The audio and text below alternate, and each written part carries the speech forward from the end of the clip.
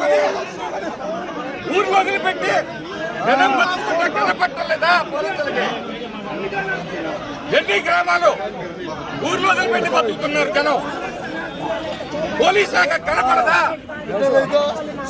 మాట్లాడితే land order problem అంటారు. తెలుగుదేశం వాళ్ళు ఊర్లలోకి రావాలంటే ల్యాండ్ ఆర్డర్ ప్రాబ్లమా? ఊర్లో పెట్టి బతకాలా వీళ్ళు? పోలీస్ శాఖ ఎందుకుంది? వీడేమో అనిల్ కుమార్ యాదవుల్ని రక్షించడానికి, బీసీ కులాల్ని రక్షించడానికి అనిల్ కుమార్ అంట. ఈ మీద అతను అడుగు పెట్టాడు ఈ నియోజకవర్గంలో. అదే సామాజిక వర్గం యాదవుల మీద దాడి జరిగింది. ఇతర బీసీలను రక్షించేవాడు. నెల్లూరులో అయిపోయింది అతని పని.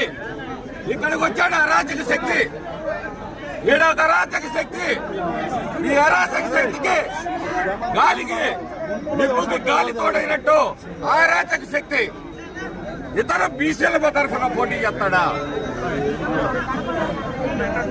అడుగు పెట్టాడో లేదో యాదవుల మీదనే దాడి జరిగింది. ఈ యాదవులే కాదు, ఈ నియోజకవర్గంలో అందరూ ఆలోచించాలి. ఇలాంటి అరాచక శక్తులకి అవకాశం ఇస్తే భవిష్యత్తులో అందరి మీద దాడులు జరుగుతాయి. ఎన్ని సంవత్సరాలు, 5 సంవత్సరాలుగా వాళ్ళు ఊర్లో వదిలిపెట్టి ఎక్కడో ఊరికొకడు, చెట్టుకొకడు, పుట్టకొకడు బతుకుతుంటే వాళ్ళ మీద దాడులా? సిగ్గులేదా? పోలీస్ శాఖ ఏం చేస్తా ఉంది?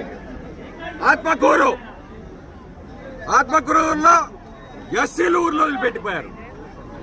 గుండ్లపాడులో పెరికలు బీసీలు ఊర్లో వదిలిపెట్టిపోయారు. గొట్టెపాళ్లలో ఒక గొడవ జరిగితే ఒక వర్గం ఊర్లో ఉండాలి, ఇంకొక వర్గం ఊర్లో ఉండకూడదు. జగవేశ్వరపాడులో బాధితులు వీళ్ళు ఊర్లో వదిలిపెట్టిపోవాలి.